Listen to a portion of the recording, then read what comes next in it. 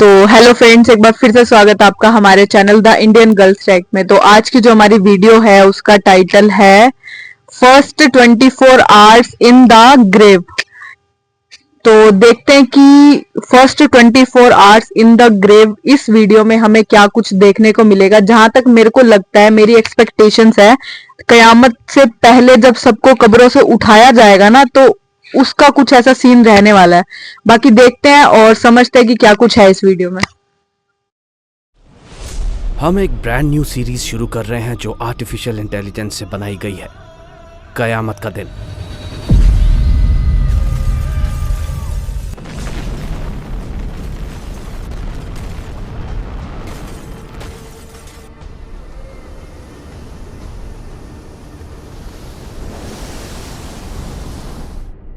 कब्र की जिंदगी। मुझे यहाँ से बाहर निकालो। मैं रब के। तुम्हारा रब कौन है? मुझे यहाँ से बाहर निकालो। दुनिया का अंत, कयामत का दिन और जन्नत और जहन्नुम। स्टेप बाय स्टेप हम मौत के बाद की जिंदगी को इस तरह एक्सप्लोर करेंगे जैसे हम उन क्षणों को जी रहे हों। मौत से ठीक पहले के अंतिम सेकंड्स में क्या होगा, कब्र के अंदर हम किस चीज का सामना करेंगे, जब दुनिया का अंत होगा या जब हम पुनर्जीवित होकर महान सभा में इकट्ठे होंगे तो हम क्या अनुभव करेंगे, जन्नत और जहन्नुम में इंसानियत के लिए क्या इंतजाम है। मौत के बाद की अनंत यात्रा के बारे में आपके सभी सवालों के जवाब इस सीरीज में हैं। अब अगर आप तैयार हैं तो चलिए शुरू करते हैं।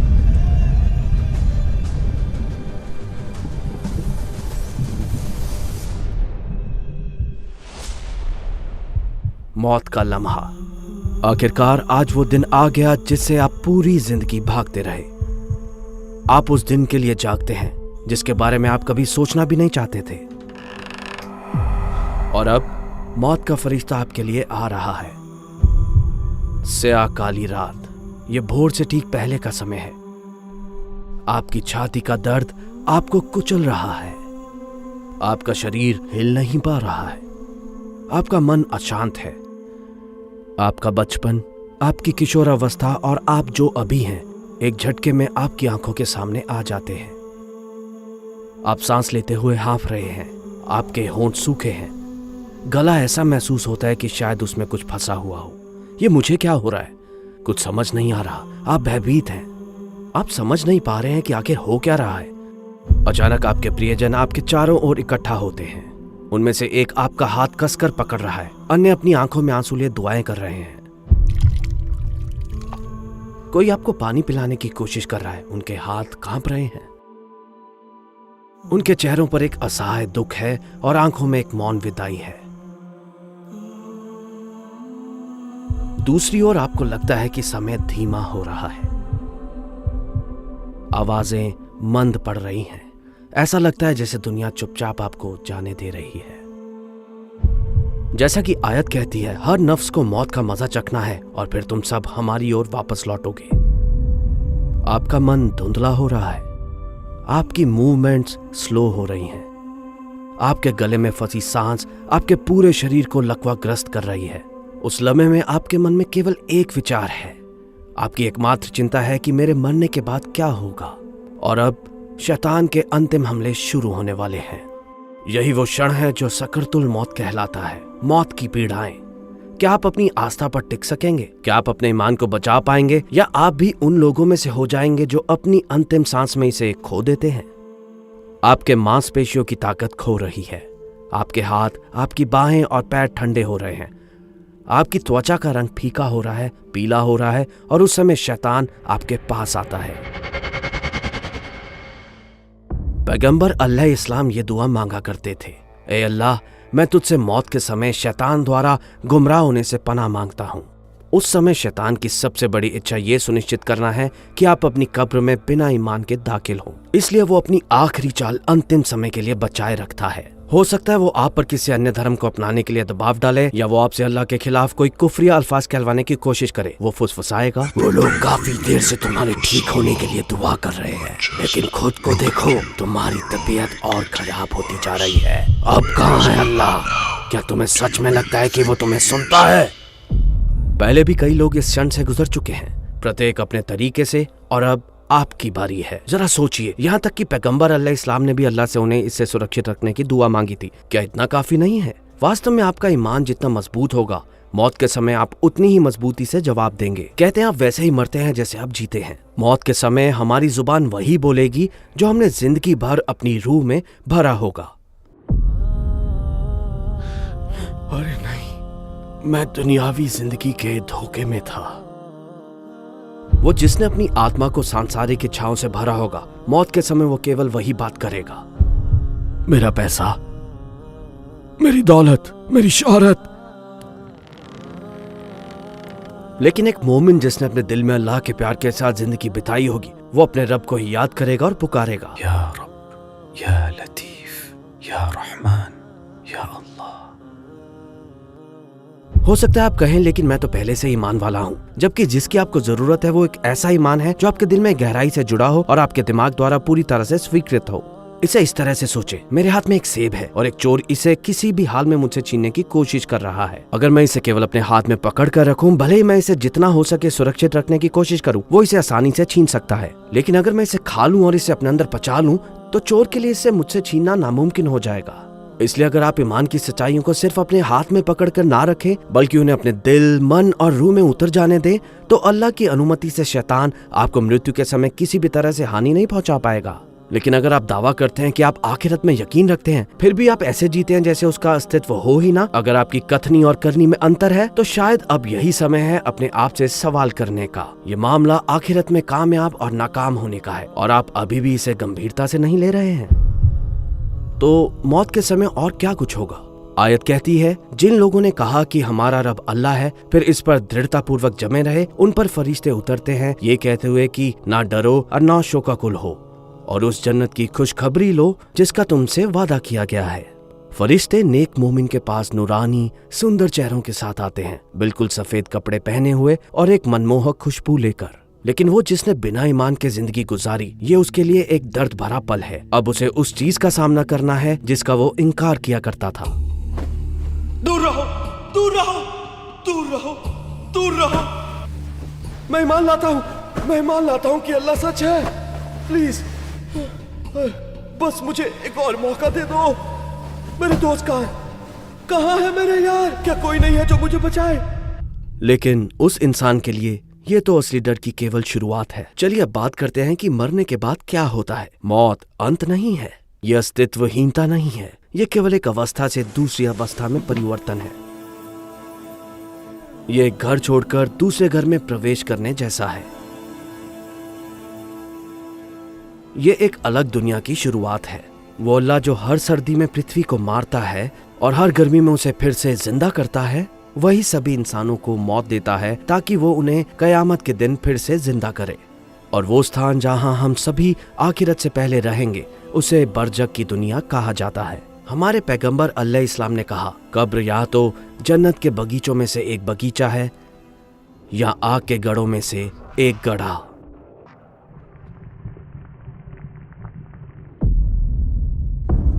हाँ, अब आप मर चुके हैं। आपके बेजान शरीर को स्नान कक्ष में लाया गया है। ये ठंडे संगमरमर पर पड़ा धुलने के इंतजार में है। आपका कफन, आपका ताबूत, सब कुछ तैयार है। दरवाजे के बाहर आपका परिवार इंतजार में है।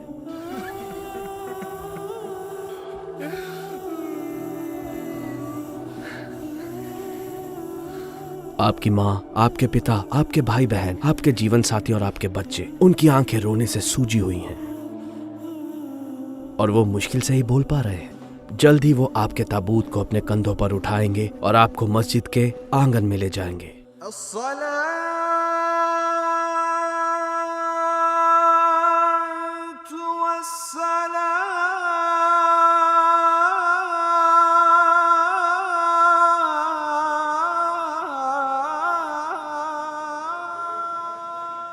बड़े दुख के साथ हम सूचित करते हैं कि हमारे पड़ोसी अहमद मित्याद अब इस दुनिया में नहीं रहे। उनके जनाजे की नमाज आज नमाज जुहर के बाद हमारी स्थानीय मस्जिद में अदा की जाएगी। यह ऐलान उनके सभी रिश्तेदारों, दोस्तों और पड़ोसियों के लिए है। अल्लाह उन पर रहम करे। जनाजे की नमाज का जो ऐलान आप पूरी जिंदगी सुनते आए हैं, वो अब आपके लिए हो रहा है। जो लोग ये खबर सुनते हैं वो चौंक जाते हैं और कहते हैं कि क्या वो गुजर गए। वो थोड़ी देर मौन रहते हैं लेकिन फिर अपने काम पर लौट जाते हैं। आपकी जनाजे की नमाज के लिए लोग इकट्ठा होकर सफों में खड़े हैं।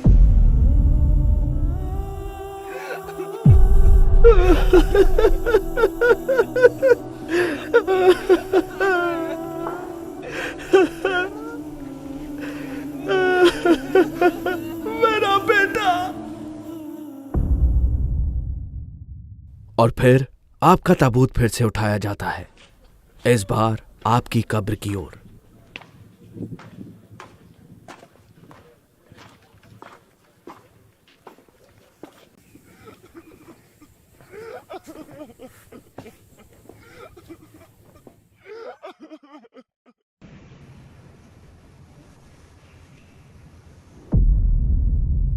इसे पहले से ही खोदा जा चुका है, ये खुला है, ये आपका नया घर है और ये आपके इंतजार में है।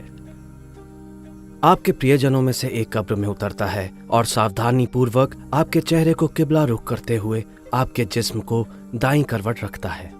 फिर वो उससे बाहर आता है और आपकी कब्र के ऊपर लकड़ी के तख्ते रखना शुरू करता है और फिर अपने हाथों से आप पर पहली मिट्टी डालता है।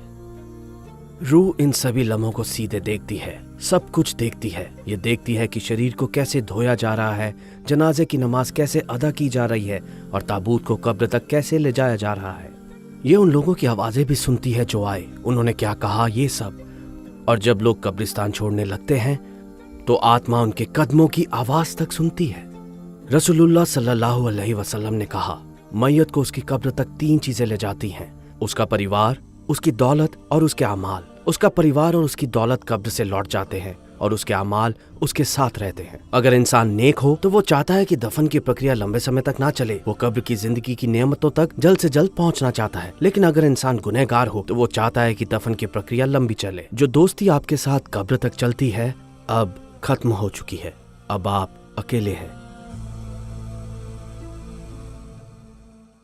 बरज़ख की दुनिया शुरू होती है।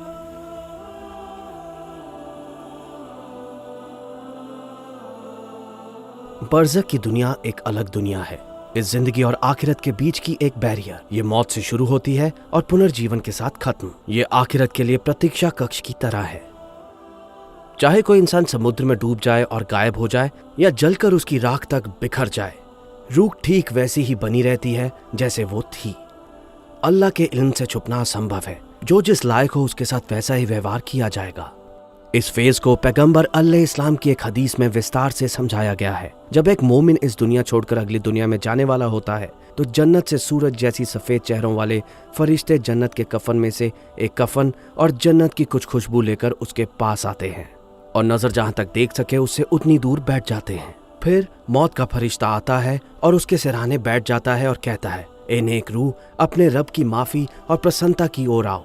फिर रूह आसानी से बाहर आ जाती है और वो उसे पकड़ लेता है, और जब वो ऐसा करता है तो दूसरे फरिश्ते तुरंत उस रूह को मौत के फरिश्ते से ले लेते हैं, उसे उनके हाथों में एक पल के लिए भी नहीं छोड़ते। फिर वे इसे उस कफन और इत्र में रखते हैं और इससे एक खुशबू निकलती है जो जमीन पर पाए जाने वाले सबसे मीठी कस्तूरी जैसी होती है। फिर वो उसे आसमानों की ओर ले जाते हैं। हर समूह के फरिश्ते जिनके पास से वो गुजरते हैं पूछते हैं, ये नेक रूह कौन है? रूह को ले जाने वाले फरिश्ते उसके वो सबसे अच्छे नाम लेते हैं जिनसे उसे इस जिंदगी में पुकारा जाता था। जब वो आसमान तक पहुंचते हैं तो उनके लिए सभी दरवाजे खोल दिए जाते हैं। हर स्तर से गुजरते हुए जैसे ही वो 7वें आसमान तक पहुंचते हैं, फरिश्ते उस रूह का अभिवादन करते हैं। फिर अल्लाह फरमाता है, मेरे बंदे की किताब को इल्लियून यानी नेक लोगों के रजिस्टर में दर्ज करो और उसे पुनः धरती पर लौटा दो, क्योंकि मैंने इंसानों को उसी से पैदा किया है। मैं उन्हें उसी में लौटाऊंगा और मैं उन्हें फिर उसी से निकालूंगा। फिर उसे उसकी कब्र में यानी आलमे बरज़ख में लौटा दिया जाता है और वहाँ मुनकर और नकीर नामक 2 फरिश्ते सवाल करने आते हैं। Men Rockburge. तेरा रब कौन है? मेरा रब अल्लाह ही है, वही जिसकी मैंने जिंदगी भर इबादत की। तेरा दीन क्या है? मेरा दीन इस्लाम है। ये आदमी कौन है जिसे आपके बीच भेजा गया था? वो अल्लाह के नबी है, मोहम्मद सल्लल्लाहु अलैहि वसल्लम। इन सभी सवालों पर एक सच्चा मोमिन इसी तरह रिस्पॉन्ड करता है और सही जवाब देता है। उसकी जिंदगी भर की इबादतें और सभी नेक अमाल उसकी कब्र में उसके साथ जुड़ जाते हैं। जब मुनकर और नकीर उससे सवाल करने आते हैं तो नूर से बना एक जीव आता है और मैयत के सिरहाने बैठ जाता है। ये वही इबादतें हैं जो उसने अपनी जिंदगी के दौरान की थी। फिर उसके अन्य नेक अमाल एक एक करके हाजिर होते हैं। उसका रोजा उसके दाहिने ओर खड़ा होता है, उसकी ज़कात बाईं ओर और उसके अन्य सभी नेक काम उसके पैरों के पास इकट्ठा होते हैं। उनमें से प्रत्येक अपनी जगह पर उसे कब्र को उसकी हड्डियों को कुचलने, उसे चोट पहुंचाने या उसे किसी भी परेशानी से बचाने के लिए खड़े होते हैं। सवालों जवाब के बाद जब मोमिन सही जवाब देता है तो उसके लिए जन्नत की एक खिड़की खोली जाती है। फिर अल्लाह हुक्म देता है कि उसकी कब्र को नजर की हद तक फैला दिया जाए और उसके लिए जन्नत के बिस्तरों में से एक बिस्तर तैयार किया जाए। फिर उसकी कब्र के किनारे एक खिड़की खुलती है और उसे जन्नत के दृश्य दिखाए जाते हैं जो सभी मोमिनों का शाश्वत घर है। उसका दिल सुकून से भर जाता है और वो कयामत के दिन तक जन्नत को देखता रहता है। लेकिन एक और पक्ष भी है, दर्द भरा पक्ष, जो बिना ईमान के मरने वालों का इंतजार करता है और उनका जिनकी जिंदगी कबीरा गुनाहों से भरी होती है। मुझे यहाँ से बाहर निकालो। मैं रॉकवुड के। तुम्हारा रब कौन है? मुझे यहाँ से बाहर निकालो। तुम्हारा दीन क्या है? यह आदमी कौन है जिसे आपके बीच भेजा गया था? ये दिमाग का काम नहीं कि कब्र में उत्तर दे, बल्कि ये दिल है। इंसान अल्लाह की नज़र में अपने स्टेटस के अनुसार जवाब देता है। अगर वो ऐसा था जिसने अल्लाह के दीन और उसके पैगंबर का इनकार किया तो वो उन सवालों का जवाब नहीं दे पाएगा। यहाँ तक कि अगर वो एक मुस्लिम था, अगर उसने गुनाह भरी जिंदगी गुजारी, तो जब वो जवाब देने की कोशिश करेगा मुमकिन है कि उसकी जुबान काम न करे। कुछ के लिए ये फरिश्तों के साथ एक दोस्ताना बातचीत होगी, लेकिन दूसरों के लिए एक दर्दनाक पूछताछ में तब्दील हो जाएगी। जहन्नुम के दरवाजे खोल दिए जाते हैं और उसे अंदर की सजा दिखाई जाती है और वो कब्र की सजा का कष्ट सहना शुरू कर देता है।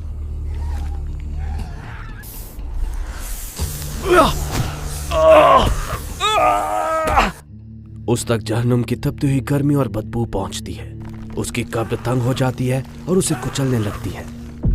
फिर एक आदमी काले चेहरे और गंदे कपड़ों में उस बदरूह के सामने आता है और कहता है, ये वो दिन है जिसका तुमसे वादा किया गया था। रूह डर कर पूछती है, तुम कौन हो? मैं तुम्हारे बुरे अमाल हूं। वो सूद जो तुमने खाया, वो चुगली जो तुमने की, वो हराम चीजें जो तुमने देखी।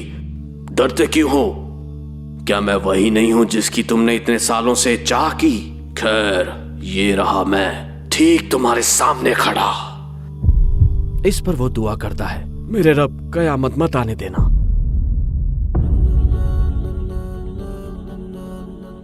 ज़ैद बिन शाबिद ने कहा, हम अल्लाह के रसूल अलैहिस्सलाम के साथ बनु नज़ार के एक बाग में गए। वो अपनी सवारी पर थे। सवारी अचानक डर गई, इतनी कि वो लगभग गिर ही जाते। हमने देखा तो पाया कि वहां पास में कुछ कब्रें थी। नबी अलैहिस्सलाम ने कहा, यहाँ दफन लोग कब्र के अजाब से दो चार है। अगर ये खौफ ना होता कि तुम अपने मुर्दों को दफनाना छोड़ दोगे तो मैं अल्लाह से दुआ करता कि जो अजाब कब्र की आवाजें मैं सुन रहा हूँ वो तुम्हें भी सुना दूं। फिर आप सल्लल्लाहु अलैहि वसल्लम ने अपना चेहरा हमारी तरफ मोड़ा और फरमाया, दोज़ख के अजाब से अल्लाह की पनाह मांगो। तो ये है आपका नया ठिकाना। वहाँ ऊपर सब कुछ उज्जवल और रंगीन था, लेकिन यहाँ सब कुछ अंधेरा है। सब कुछ इतनी जल्दी खत्म हो गया है ना? या तो आप कहेंगे, ए अल्लाह कृपया मुझे एक और मौका दे दे, मैं वादा करता हूँ मैं खुद को सुधार लूंगा, जैसे कि अल्लाह ने पहले ही आपको आपकी जिंदगी के हर एक दिन अनगिनत मौके ना दिए हों। या आप कहेंगे, या रब, सभी प्रशंसा और धन्यवाद तेरे लिए है, वो इस वजह से कि आपने अपनी जिंदगी ऐसे नहीं बताई कि आखिरत में परेशानी हो। आप हराम से दूर रहे और अपने फराइज को पूरा किया। इस दुनिया में आपकी जिम्मेदारी का समय पूरा हो चुका है। अब आप अपना इनाम पाने के सफर पर हैं और ये कब्र आपकी पहली मंजिल है। अगर ये वीडियो आपके पास पहुंचा है तो आप निश्चित हो सकते हैं कि ये कोई संयोग नहीं है। अल्लाह ने इसे आपके सामने लाया और आपको इसे आखिर तक देखने के लिए प्रेरित किया। आपको मालूम है क्यों? क्योंकि वो चाहता है कि आप अपनी जिंदगी में कुछ बदले। तो क्या आप उनकी तरफ एक भी कदम नहीं उठाएंगे? ये आपकी जिंदगी के लिए फैसला लेने का समय है। अगर आप इबादत नहीं करते तो अब से शुरू कर दें। हमारी विज्ञापन मुक्त मुफ्त सलाह ऐप के साथ आप रोजाना की 5 नमाजों को अपनी जिंदगी का नियमित अंग बना सकते हैं। अगर आप अपने ईमान को मजबूत करना और अपने इस्लामी ज्ञान को व्यापक करना चाहते हैं तो हमने इस चैनल पर कई वीडियोस बनाए हैं जिन्हें देखने का आप लक्ष्य निर्धारित कर सकते हैं। अगर आपको अरबी में कुरान पढ़ना नहीं आता तो इसके लिए हमने एक ऐप विकसित किया है जिसका नाम है लाम अलिफ कुरान। यहाँ आप तुरंत आसानी और बिना पैसे खर्च किए कुरान पढ़ना सीख सकते हैं। और अगर आप कुरान के अर्थों को अधिक गहराई से जानना चाहते हैं तो आप हमारा कॉपगेट ऐप डाउनलोड कर सकते हैं। याद रखें, एक बार जब आप अपने लिए एक लक्ष्य निर्धारित कर लेते हैं, चाहे वो छोटा ही क्यों ना हो, सब कुछ बदलने लगेगा। तो अब आगे क्या होता है? कब्र में लंबे समय तक इंतजार करने के बाद आपको एक ऐसी आवाज से झकझोर दिया जाएगा जो आपने पहले कभी नहीं सुनी होगी। ये दुनिया की सबसे बड़ी आपदा की आवाज होगी, क्योंकि हर किसी के लिए वो घड़ी आ गई है, इस दुनिया का अंत।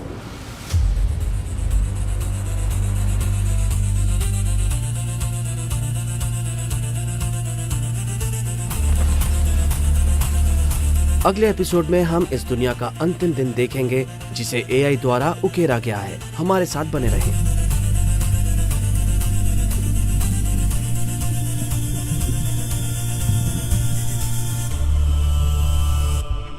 क्या आपने ध्यान दिया इस वीडियो को देखते समय आपको कोई विज्ञापन नहीं देखना पड़ा? क्योंकि टुवर्ड्स इटर्निटी एक अलाभकारी संगठन है, हम ये वीडियो केवल आपके समर्थन से बना सकते।